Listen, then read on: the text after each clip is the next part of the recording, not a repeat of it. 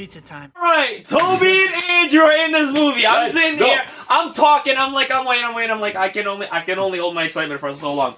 These guys, they lied. As soon as I seen him come through the screen, I was like, all right. So the very moment, where's Peter Parker? Yeah, where's Peter Parker? Dude. And he comes through, and I feel like I was the first one in my theater. I'm sitting next to my brother, a couple friends of ours. We had basically my whole family there.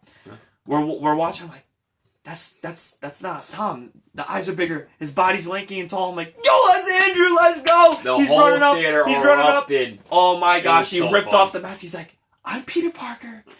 Dude, the fact that this has finally come, this is literally 20 years of anticipation, built up from the original Tobey Maguire movie. Yeah, not just Andrew. He comes in. He's like, Tobey Maguire shows up. He comes like he's like right coming out of Thanksgiving in Spider-Man 1. Bring he the opens the door. cranberries. He's walking in. It's him. Bro. They both look pretty well. I just think Andrew looks in his prime. Like he just looks like no time has passed. He just looks a little bit older. Toby, he's a little frail, a little skinnier, but dude, they both delivered. It was so amazing. There's so much to talk about, but oh my goodness. Yeah, I'm so happy the hype was real. This is going to be hard to keep this part of the video structured. There's just so much. We're going to be bouncing from point to point, but we'll try to keep it concise. So, we'll go back. I'm going to go back to the beginning. We'll go back to the beginning. Come back to Toby later on. We just had to jump into that. We had to. Okay, so obviously, this movie, it had a lot to, like you were mentioning earlier, if you watched our non-spoiler part of the review, it had a lot to deal with coming in from that huge reveal at the end of Far From Home, and I don't know if they exactly handled it how I would have. I think this movie would have benefited from at least being maybe even 20 minutes longer, just to be able to kind of give us more of the feels of this part of the movie. It kind of rushes right in. Like, I'm surprised. Obviously, I was like, super pumped to see Charlie Cox come in. Oh, that was amazing. I was like, how he freaked out with Andrew. That was I think I was the first one to freak out with seeing him. You see the stick come down. As soon as they mentioned the lawyer, I looked at Chris like, dude, they're about to do it. They're about to do it. And then you see the stick. I always had speculation. I mean, we have to say also, jumping real quick, all those images were basically real. Yeah. You got the freaking shot. John Campea, dude. You got the shot with Charlie Cox sitting at the table. It basically it was like a different angle you were saying. Yeah, we didn't see that exact shot, but that came to pass. Then you got the shot with the longest time with Andrew with his hand on the scaffolding pole near the bridge. One. That exact frame was in the movie, so I was looking at him like, dude, it was the exact. We'll get to that point. We'll get to that point. I'm sorry, but it was just too much. It was my brain was like going crazy. So yeah. You guys all know how we feel. All right, back to that part. So I'm gonna wrap that point up. So I'm just gonna say that I think maybe even just a scene in a courtroom where Charlie Cox actually was kind of being more of a lawyer and actually like had to plead Peter Parker's case. I think that would have actually kind of built up that more. Maybe seeing a crowd of people in the jury, kind of like some people for Peter, some people against him, would have added more weight to that part. And maybe more with the whole people rooting for Mysterio would have been cool to see as well. But I understand that for how weighty this ending point of this movie would have been, they kind of want to skip over it. I just feel it could have been better if they added more and delved more into that part. So what do you think? Yeah, for that part, I'll say, like, I did agree that the pacing, I thought, at the beginning was very well. Like, I think the opening, it just really picked you in. I liked it when they were swinging through the subways, and he's like, we got to get away. People are like, are you Spider-Man? Are you Spider-Man? I wanted more interactions with people showing that they either liked him or hated him. Like, you could have been seeing people, hey, come over here, I'll help you, like, take cover. Or people, like, throwing stuff at him. Like, because Tom Holland really doesn't have a lot of stakes that he goes through. That's one thing we always talk about. Like, he has stuff that he does go through, like, don't get me wrong, from getting crushed by buildings and getting his identity revealed and getting snapped and losing things, but he's never had the real Peter Parker problems. He's never had a lot of huge problems that in one movie before. So this is just one. It started off right away with this big issue, and he goes back home. The police and everyone are outside. Then he gets called in, and then he gets taken in for questioning, and then it just jumps back. He's like basically free at home, and he goes back to school too. Everything's just kind of weird. They shouldn't have rushed that, but sorry. It should have been a little longer. I think when Matt Murdock's character from the Daredevil show came in, it was crazy. Yeah. That was one of the most, I would say, besides the other Spider-Man, the most fan servicey part of the movie, because he came. He made a couple jokes. I want to geek out on that 1 second. When he caught that brick, it was so freaking cool. It was nice. I'm almost finished with season 2 of Daredevil. I finished season 1 a few months back, and I'm gonna be catching up. I gotta watch it back all over again. I'm enjoying the show so much, and finally, like being able to see him finally come into the MCU. I'm a huge Daredevil fan, and I love the concept of the Spider-Man and Daredevil team up. So the fact that we might get that in the future, now he's officially in the MCU with Charlie Cox returning, is so freaking cool. And also, obviously, if you've seen the latest episode of Hawkeye, they brought Kingpin back as well. Yeah. So that's just too cool. It's so poetic. continue. It's poetry. All right. So the fact that they basically summed up the whole reason that Peter's free by saying Charlie Cox was basically like, all right, Peter, I don't think you're going to have any more issues. You're cleared. It was like, what? Yeah. Like, it didn't really show you much. It didn't really give an explanation. So basically all he has to worry about is whatever the people's reactions on the street or people do to his family. Like, he might have to worry about loved ones. But even that stakes weren't that high. They went to go stay with Happy. They didn't stay at the regular hotel. He went back to school, which I thought was super strange. And he's thinking he's going to get into MIT when he's, like, convicted criminal. Yeah. I didn't get that. I didn't know where his mind was at. But that was just for the movie to see where that played out. So his friends, they're all banding with him. I mean, some people like him, some people don't. They really didn't do a lot with Flash's character. I thought that was lame. He was still a douche. I don't really like. That was a missed opportunity for a really funny moment. Like the fact he kind of cut away from that. But that's besides the point. Let's get into the villains now. So the movie now gets into motion with our new plot. Doctor Strange, he goes to meet him. He realizes that there is no way to get this spell to work perfectly because Peter, he keeps interrupting him. The spell goes wrong, and now Peter has to deal with the consequences of his actions. Mm-hmm. It's one thing after the next for Peter in this current state. He got identity revealed, tries to get the spell, it doesn't go right. Now he has all these villains to deal with and to capture. He's trying to go to college. He got a lot going on now. So now we get the introduction of all these iconic villains. It was so much fun seeing everyone return. Mm-hmm. Jamie Foxx, the surprise Sandman thing. I didn't expect that to come right away. He's like, "Oh, I'm here for you, Peter." He's like, "Oh, I'm not the same Peter." Yeah, that was surprising. That confused me at first. I didn't really know if it was going to be the same exact Thomas Hayden Church coming back, because I'm like, it sounds like him, it looks like him, but I don't know if they're using a CG model because they couldn't actually get the real guy back. But either way, I enjoyed it. Some villains are better than others. I really liked Willem Dafoe. I really liked as Green Goblin. I really liked Alfred Molina as Doc Ock. Everyone else I feel was pretty weak. I didn't really care for anyone else. Lizard was underutilized. Same with Venom. He was horribly not Venom. Sandman. He was really underutilized. And Electro was just kind of like whatever. I didn't like him originally. I don't like him now. He's just kind of like murky. I don't know. He's not that great to me. I didn't care for him. But what did you think about the villains? Okay, so yeah, when after he does the first bridge fight scene that everyone knows about, that's the one they show. He fights Doc Ock. Doc Ock then finds out, oh, you're not my Peter. And he's like, I'm so confused right now. And all that stuff happens. It's cool to see that he was able to get a chance to save his friends, at least, and himself, with that lady with the college admissions. So they're happy with him. They come together, going back to Doctor Strange. He's like, "Sir, I really screwed up. There's so much happening." You see the Goblin come in. I didn't expect that to happen so quick, where Doctor Strange basically wipes them and saves them to bring them back to the sanctum in that little cave area. I forget what the holding cell for the villains. I like how he gave the magic gauntlet to him. I thought it was such a big waste of, like, it just was. The whole point of making him have his suit turned inside out was just to sell a toy. You know that's what it was for. He wore it literally only for that one scene, for that one period of time when he first met Electro. I felt like Electro's intro was a little bit rushed, but it was cool how they combined Sandman and Electro. Kind of weird, though, that they're at the same point in the area. But I guess it was cool to see that action scene. It was. Well, you have the same thing at that point. Yeah, just one thing I wanted to say was on the suit idea. It's kind of funny that the other Spider-Man movies, he obviously keeps the same suit besides when it upgrades movie to movie. Mm-hmm. But Tom, you can tell how very marketed he is with how in every movie there's at least like 3 different suits that they can do toys for, which I always just thought was funny. Anyway, continue. Okay, so I have little bits of things that I could say honestly about each part of this movie, but I don't want to go crazy long with this review. But this one part, I felt like it just could have been a bit better. I felt like it was very fast, very rushed, and I wish there was a cooler fight scene with Electro and Sandman. Sandman was more on his side because he's like, oh, hey, Peter, remember me? I'm Sandman. Because at the end, whoever liked Peter, basically, was good. Whoever didn't like Peter still was skeptical, but they all find out slowly that it's not their Peter. So he's kind of like going off to the side.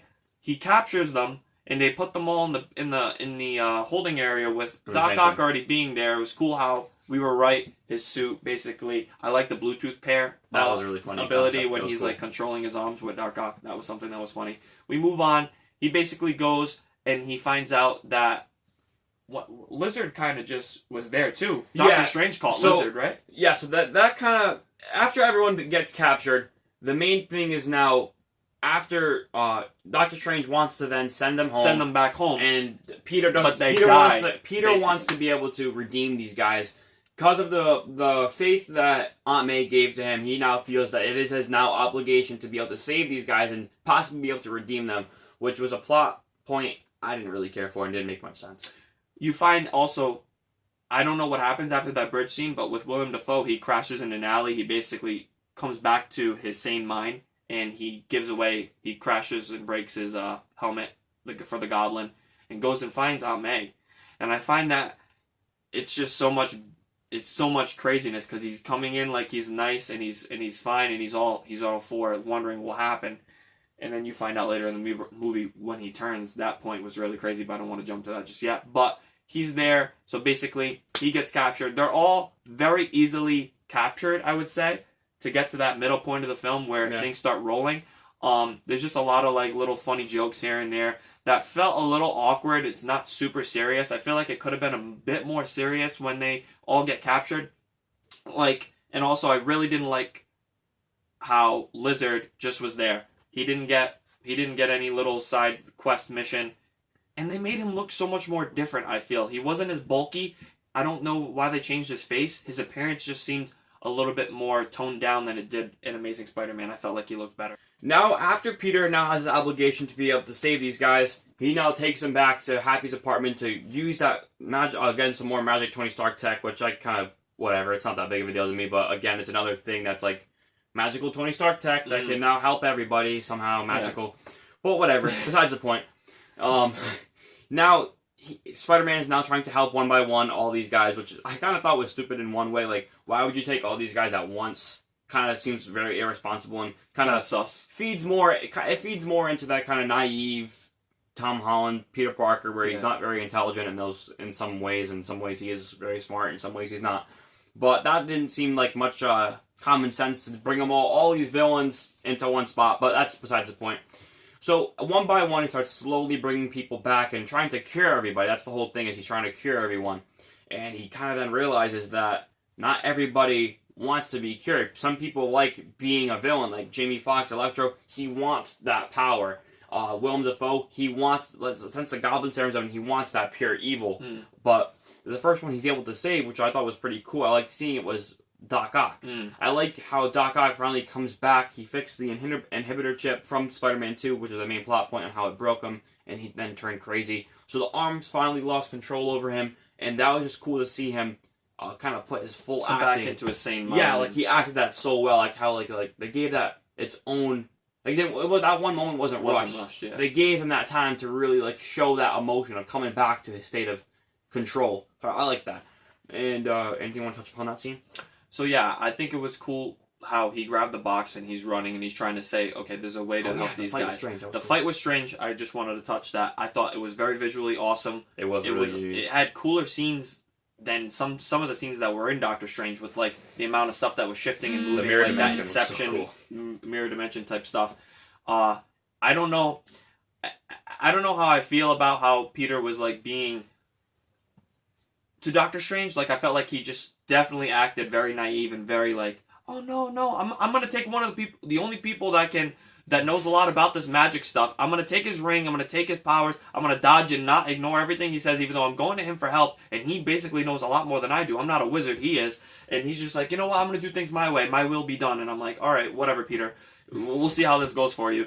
And I'm just like shocked. He's like, but it is cool. He's like, I know geometry, I'm gonna do some stuff. And it shows his smart abilities, like as he's taking that away and he escapes, and then how he goes and helps.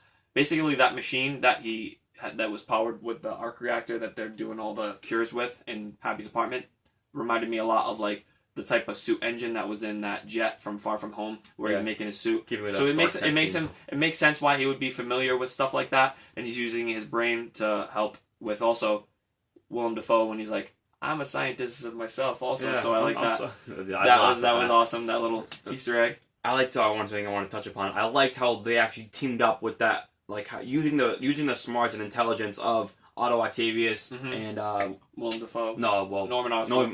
Norman Osborn and Peter. They all kind of teamed together to use all their brains together. It kind of reminds me of like a Bruce Banner and Tony Stark moment. They use their brains. Yeah, science bros. It was cool. At that moment, that's where the movie just takes a total flip and cranks up to 100. The fight between Willem Dafoe and Tom Holland, Brutal. as Peter Parker, Heavy. and Crazy. Norman Osborn, dude.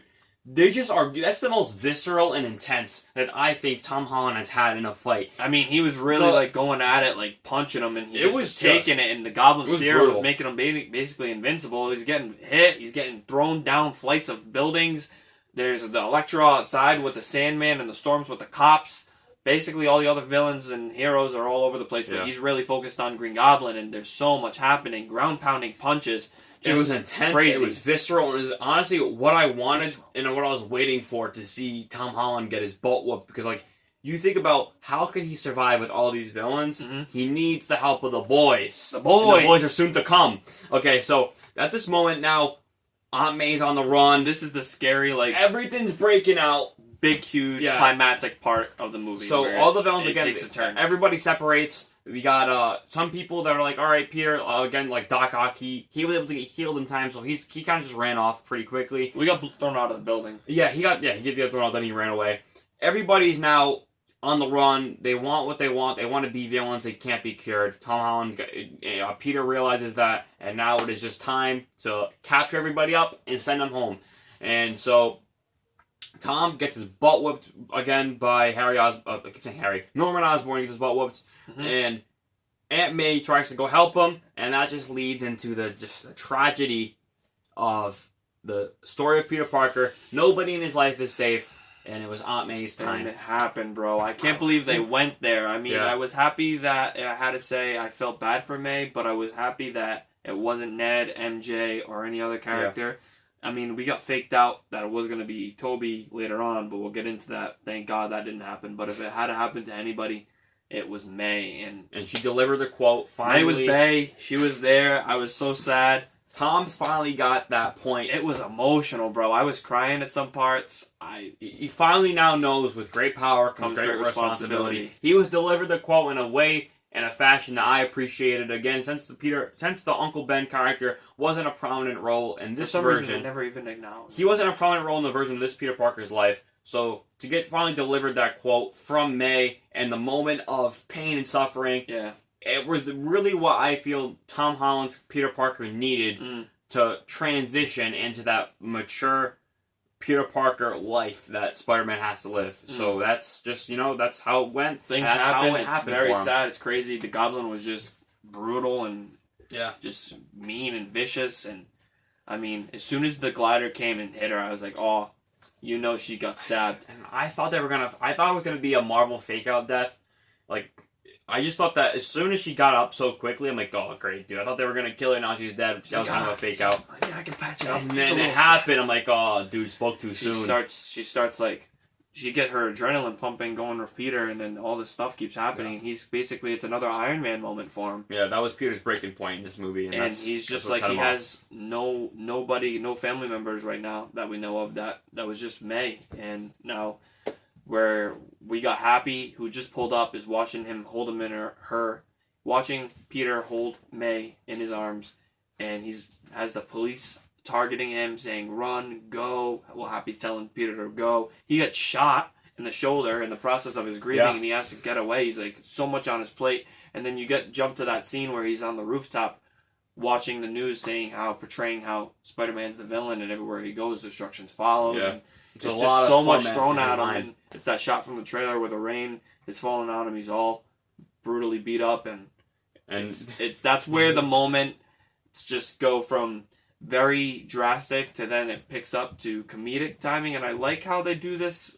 where I appreciate the transitioning of the scenes and everything that happens, but I wish at the same time that it stuck more in that grounded feel where you're really like down.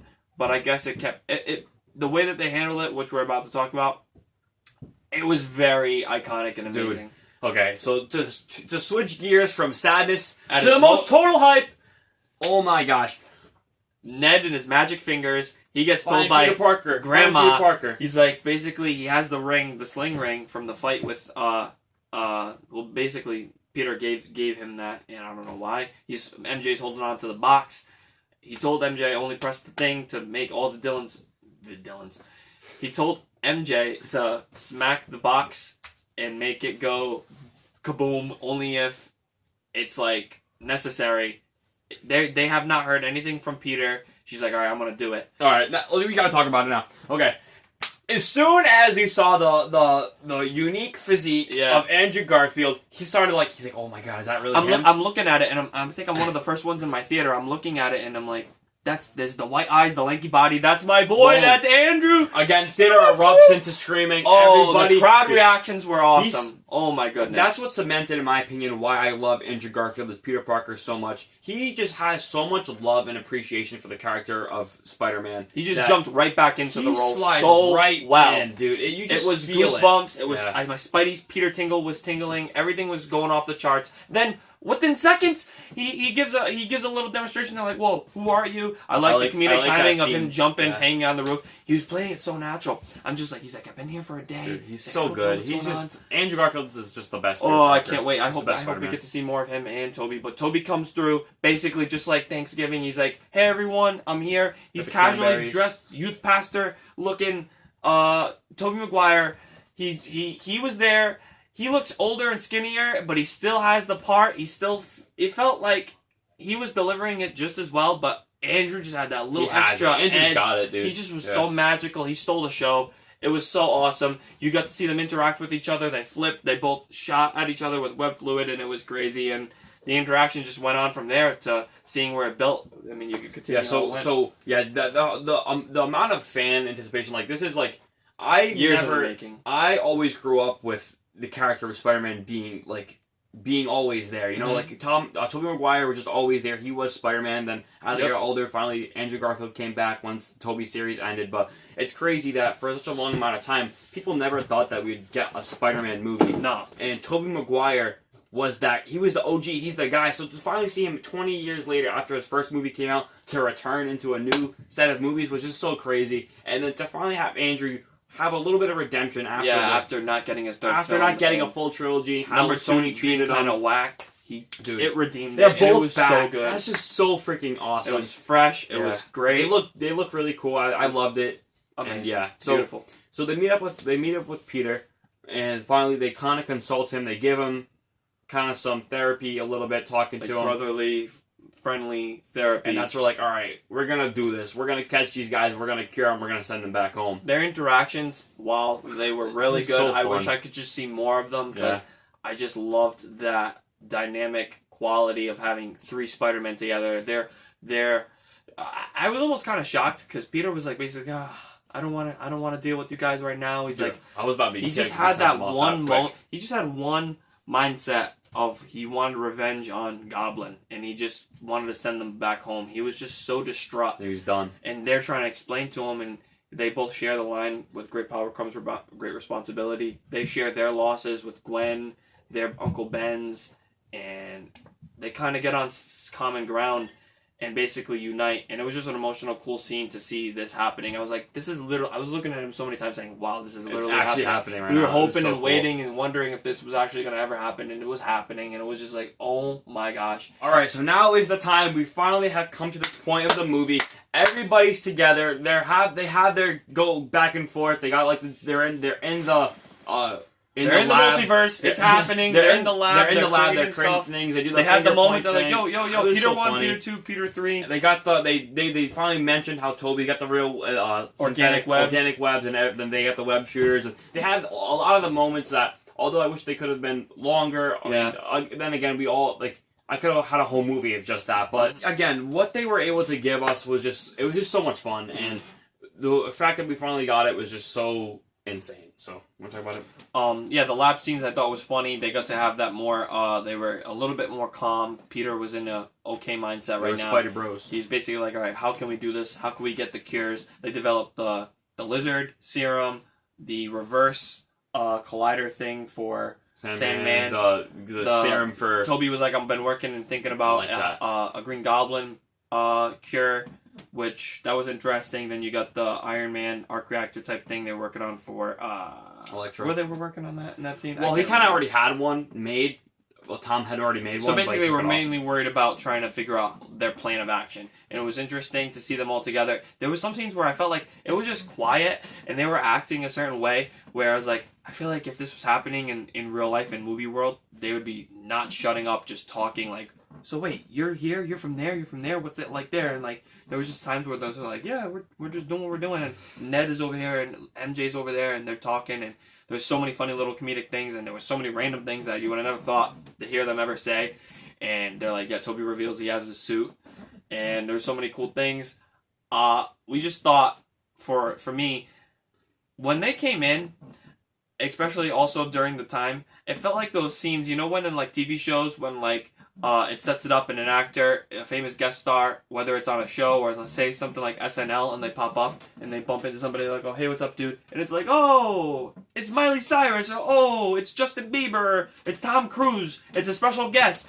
That's how it felt like when these guys showed up. Like, it felt they were acting a bit abnormal than I feel like they normally would if it wasn't a Spider-Man Marvel crossover, because Marvel has that Marvel humor and that feel to it, and they gave us that perspective, I felt like, or that demonstration of their acting ability in this movie. They acted like, you know what this is, you know how good this is that you're seeing me right now, especially with Andrew and Toby too. He's like just casual. I felt like Andrew, like I said before, had that little bit of an edge with Toby's acting, and I felt like just enough time has passed for Toby where he had to probably reconnect with the role, where it's only been a couple years for Andrew. And also, he's been out of the industry for such a long time. Yeah, this is like the year of Andrew Garfield. Yeah, we were mentioning off video that this is literally Andrew Garfield's year. Tick, Boom, all these other movies. I think like 5 different movies I could just think off the top of my head. He's just like, I'm not the werewolf. He's I'm very not the werewolf. current. You're the werewolf, bro. Finally seeing them all suited up together when we get that shot, and then like the kind of back and forth buddy chemistry. Like, I like that scene when just reaffirming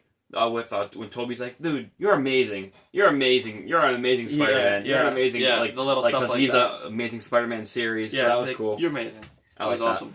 And then there were so many other cool, funny moments that it's gonna be hard to think about everything, because we're just talking. We're like, we want to go see this movie again. There was so much. Cannot wait. I don't normally like going to see movies twice. This definitely counted as a movie that I would 100% go see again, and I probably will. I've already been looking up little scenes on YouTube, but not to drift away. We have to talk about the final battle. But the interactions were just amazing. I love what they did. It just also, going back to my point, felt like their persona and the way that they acted totally was just catering toward the viewers watching it right now. Like, it didn't act supernatural. Like, not supernatural as in like monsters and like the show, but like it didn't act very like authentic. I felt like it was like a little bit manufactured, like, oh, this is how it's gonna happen right now. I mean, at this moment, I would have to see this movie again to really be able to absorb every moment, but my thoughts are, I just loved every single moment of what was happening. Yeah. Where I could completely, like, just whatever, like, I could just remove any little critiques and stuff like that. I take the things he was saying about, like, the Disney thing or whatever, like, I could just completely avoid that just because of how much they gave us and they delivered, and it came and it happened. I keep saying that like a million times now, but again, it truly just was everything I wanted it to be. Well, I could have we could always ask for more. What we were given, I just love it so much. I agree. I just had to think, as a fan and a critic perspective, those are little things that I wish could have been different. Along with, when we get to this final battle, I just don't think that Electro had that much of a cool character change and development. Like, everybody else had their little unique switched up time to shine with seeing how they were. I just felt like he was like, yo, this power makes me feel lit. It's amazing, bro. I feel good. I want to take over the city. Like, he had the glow up and he looked better. I like the lightning rather than the blue. In my opinion, it made no sense just because of how they kind of did it. That kind of they didn't explain that well enough. But again, I can ignore that. But I feel like he was just there. The only villains that really made a difference or really made an impact on it was just Green Goblin. Yeah, Green Goblin and Doc Ock. Those were really, the other guys were kind of pretty much just there to be there. Extra fighting. And exactly. They were there to be punching bags, in my opinion. Mm-hmm. But, whatever, you gotta do what you gotta do. And as long as that we finally get the Spider-Man back together, punch whoever you want to punch, do whatever you want to do. It was just cool to see them work together. And at first, how they weren't able to work together because they're used to being a solo operation. But Tom had that experience. Tom's what's Peter. The Avengers? He's like, what is that? Dude, there's so many moments like that I just loved, and I can't wait to experience it again when I see it again. But the memes that are going to come out of this, and there's so many new. We could talk about all this. We could talk about all this forever, but just to move along to wrap up our thoughts. The Statue of Liberty battle, everything's going crazy. The web swinging, the unity of them, the theming, the music. It was just so amazing seeing that happen. Each one got to go up against the character. They learned to work together, and at the end, it all came down to everyone else was taken care of, but Green Goblin was still the last one. Yeah, and so once he stole that cube. Don't know what to say. I'm not gonna even try. The magic box. Yeah, the magic box. He puts a pumpkin bomb. It blows up. It releases the spell, and the whole world is breaking open. The multiverse is cracking, and everyone that knows Peter's about to come through. So Peter realizes he has to make that choice, that sacrifice. Be like, you know what? I can't keep messing around anymore. I gotta do what I have to do. Mm-hmm. He's like, Strange, make it so no one remembers me, and that's when it's like. He really felt that, and with because he comes back into the film and it's crazy. Yeah, with seeing Tom interaction with Jacob and Zendaya, their chemistry is so solid. I like them a lot. So having them finally have to come to the realization that they have to split up was really like it was heart wrenching. And it's like that was one moment like when the last final handshake. The last handshake. That's when I actually started tearing up. Like, dude, that sucks. But he has to do it. It was crazy. It had to come to that point, but a little bit beforehand for me.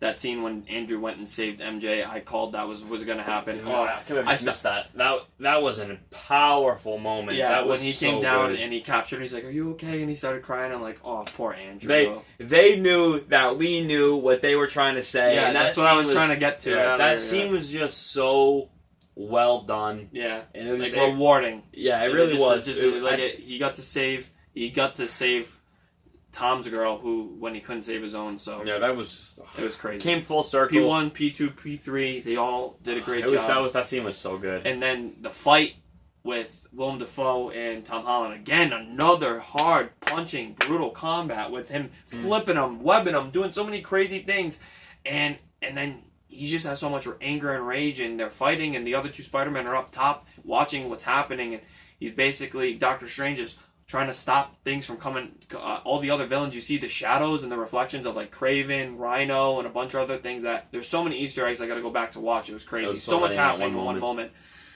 But yeah. So he comes, he grabs the glider, he goes to stab him, and then you think that Andrew and Toby, one of them are going to jump in. You know something's going to happen, but I can't believe Tom was going full throttle. He was there, dude. He was at that so moment angry. Rage, He was like, even getting talked to, he's like, they told him before, they're like, listen, you don't want to live with that anger and regret and stuff like that. There's a better way. We're here to help. But in that moment, he tries to go stab him, and Toby comes in, holds the glider, and I was like, he's gonna get stabbed and he's gonna die. How long it was holding on that point, I'm like, dude, are they gonna kill him off? When there's an extended couple seconds like that, when the characters are just like smiling, you know stuff's gonna happen. Like when Harry got stabbed by Venom in Spider-Man 3, you knew that was coming. I was just like, no. Yeah, and then I like how he's like, oh, I got stabbed before. Like, the fact they didn't kill him was a blessing. Yeah. A blessing. I was so happy because that means for me that there's more time for them to come back. There's a chance they can come back, dude. If we ever got into Spider-Man 4 or, am I preferably, an Amazing Spider-Man 3, dude, my mind would be blown. And heaven sent, bro. There was one thing, I don't know if it was a confirmation. This was a confirmation or Sony kind of confirming it in a way. But the little scene with when he's talking, he's like, "Oh, I wish it was a black Spider-Man," and he's like, He kind of like, only. I feel like how I read that scene was Andrew almost being like, "Hey, there kind of is in my universe." Like Maybe. Miles being like, imagine if in Andrew's universe, I feel like that Andrew Spider-Man is very modeled after the Ultimate Comics, and that's where Miles was introduced. So if he has a Miles in his universe, that'd be so cool to experience in a Spider-Man 3. It'd be just like the PS4 game and stuff like that. It'd be so cool. So Green Goblin gets injected with that serum. He turns good at the end too. So they all go back to their sane, regular states, even Electro and everybody. And they get to go back to their universe, but Tom has to sacrifice everyone, not knowing that he's Spider-Man. So they don't really know Peter Parker well, and they just know Spider-Man. I don't know. I have so many questions to wonder how that works. Like the Toby and Andrew, when they were saying goodbye, that was when they got to hug each other and be like, "Peace out, bro." Do they remember him even though they're going back to their universes, or do they not remember him? It's so crazy to think how happy and nobody, the Avengers, no one knows that he's Spider-Man. And even from his best friends, that was the saddest part. His love interest, the relationship that has been building with MJ, all just gone. It was one of the best Marvel movie endings there's been in a while. For sure. So many emotions, this movie. The way that he realized, Peter realizes that he can't have everything he wants. He can't just make it go back to normal. Mm-hmm. He realizes that he has to just let things play out naturally. And the way that all, the realization that he comes to, he's like, okay, it shows that sign of maturity. And then even more so, getting his own apartment, Yeah. making his own suit without the Stark tech. So nice. That suit it looked incredible. I can't wait to get a better look at that suit, but it just looks so nice. And the metallic shine, it looks so cool. Again, like, I wish that he had a better final swing. Like, I love Toby's final swing. Like, where you could see a clear shot of it, but for what it was so cool. In the snow, it was a nice shot. It was really cool. But, wow, okay, so finally we're at the finishing point. We are done. This is finally over. I can't believe this is finally It came so fast. All the anticipation, the leak trailer. You guys were here. You watched our leak trailer reaction. You watched our trailer reaction. It's just like leading up to this moment. Finally, after all of these years, it was so fun. I can't believe it's finally done. And again, just let us know. I can't wait to see where it goes from here. Everything you guys thought about this movie. I want to know all your thoughts, theories for upcoming, what they might do in the future, what your hopes would be if you would prefer a Spider-Man 4 or Amazing Spider-Man 3. Let us know all that stuff down in the comments. Subscribe, all of it. What did you guys think about the little end credit scene with Venom going back to his universe, but the symbiote still being there? What's going to happen? Is that going to be going on to Peter Parker in the next movies? Is it going to go on to somebody else? The Mexican guy? So many guys? I don't know. It's Spider-Man in Venom 2. They kind of did the thing where it transported from person to person. It could. Like the Chinese lady transported to one. Like there's so many things like that. So they could happen. So many options. So many possibilities. And then the trailer for Doctor Strange 2. We're going to do a whole separate video for that. But man, that was crazy. What a ride. What an experience. I think this was a monumental, never before in motion picture cinematic history did all these characters come together. It was the equivalency on the same excitement for me as Endgame. Yeah, the same hype train. For Spider-Man. It was definitely one of the best Marvel movies. The last couple Marvel movies were not as good as this movie. This movie just set the bar for really good action, storytelling, the best fan of Phase service 4. Was crazy. Best of Phase 4 so far. Mm-hmm. I can't wait to see where the story continues from here. Probably best movie of the year. Look forward to our final episode review coming out next week. Stay tuned for that one. I wonder if this could have some sort of connection. You know, it could be taking place around the same time. They're both around Christmas. That'd be wild. I mean, we've seen in the Hawkeye trailer. I don't know about that. We've seen in the Hawkeye trailer that it does take place. The final battle in the Christmas tree. In the Christmas tree. Yeah. So we could see them. Who knows? So many possibilities. So much to talk about. So again, let us know all your thoughts, theories, opinions down below in the comments. Subscribe to the channel. The New Year's coming. You know, we're gonna be posting a lot more videos of all the different things that we have. So subscribe and stay tuned for all of our upcoming videos, and we'll see you in the next one.